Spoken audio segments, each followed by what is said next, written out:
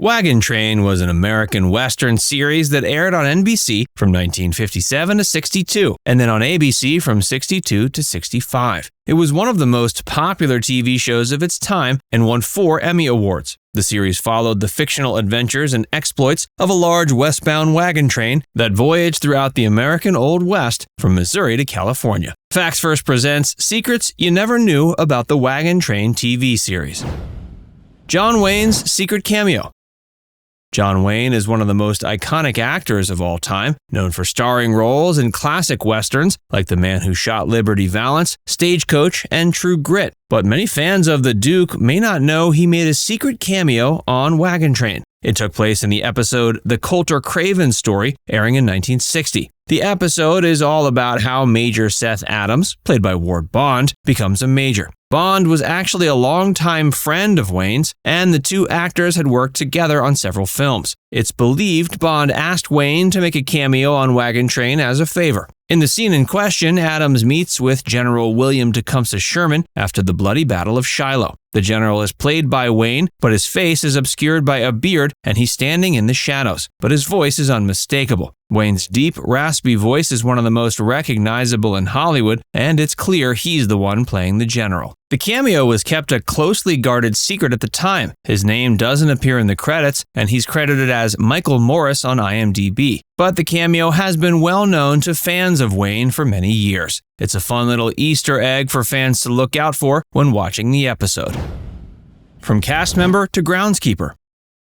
Michael Winkleman, who played Ben Palmer in the episode The Willy Moran Story, later became a groundskeeper for Universal Television, the studio that produced Wagon Train. He had a successful career as a child actor, appearing in several shows and movies, including The Real McCoys and The Twilight Zone. But he found it difficult to find work as an adult actor, and eventually he joined the Navy and served in Vietnam. After that, he returned to LA and became the groundskeeper at Universal. Ward Bond's language. Ward Bond, who played Major Seth Adams, was known for his colorful language. This nearly caused a major problem when he was working with young actress Beverly Washburn, who played Susan Palmer in the episode The Willy Moran Story. Washburn was only 12 years old at the time, and she had a welfare worker on set to protect her. When Bond cursed in front of her, the welfare worker threatened to pull her from set. He later apologized and promised to be more careful in the future. That same episode had Trekkie connections. The Willy Moran Story featured several actors who later went on to appear in Star Trek. For example, Beverly Washburn played Lieutenant Arlene Galway in the Star Trek episode The Deadly Years. It was directed by Herschel Doherty, who also directed 2 Star Trek episodes, Operation Annihilate and The Savage Curtain. Ward Bond forced the studio to hire his pals.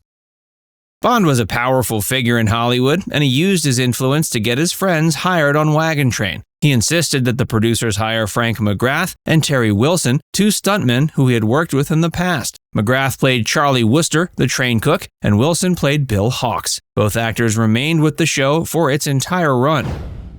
The sequel episode that flew under the radar. The episode Around the Horn was a sequel to The Willy Moran Story. It featured the return of Ernest Borgnine as Willy Moran, who had now become a respectable sheriff. The episode was also atypical for Wagon Train, as it took place on a boat. The plot of the episode was later recycled by Bonanza in the episode San Francisco. Wagon Train's conservative censorship. Ward Bond was a conservative man, and he approved all scripts for Wagon Train. This led to the show being toned down and steered in a family-friendly direction. For example, violence and sexual content were often minimized, and the show often promoted traditional American values. John Ford's involvement. John Ford was a legendary director who worked with Ward Bond on many films, including Wagon Master in 1950, which was the inspiration for the Wagon Train series. Ford directed 1 episode of Wagon Train, and his influence can be seen in the show's realistic Western setting and its focus on character development. Wayne shot Bond.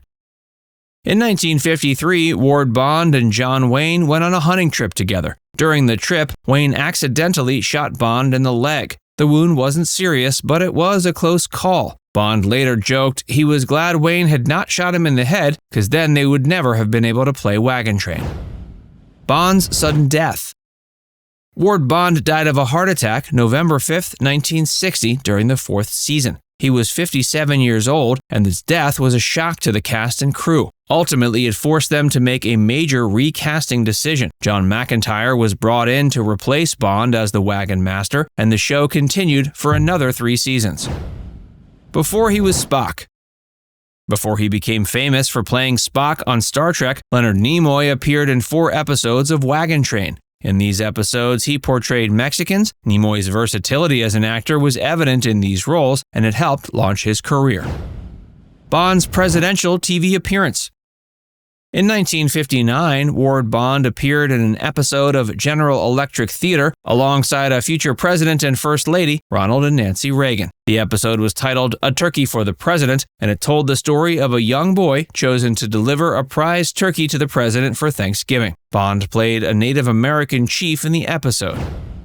Wagon Train in Space.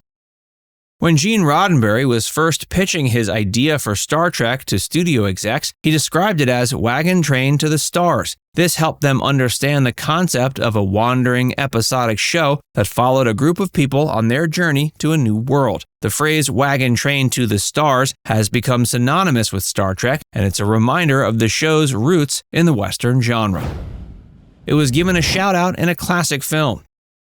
The 1986 film Stand By Me is a coming-of-age story about 4 friends who go on a journey to find the body of a missing boy. In one scene, the character Gordy LaChance, played by Will Wheaton, mentions the Western series Wagon Train. He says, "Wagon Train's a really cool show, but did you notice they never get anywhere? They just keep wagon training." This line is significant because it reflects the theme of the film, which is about the journey, not the destination. Wagon Train had multiple theme songs.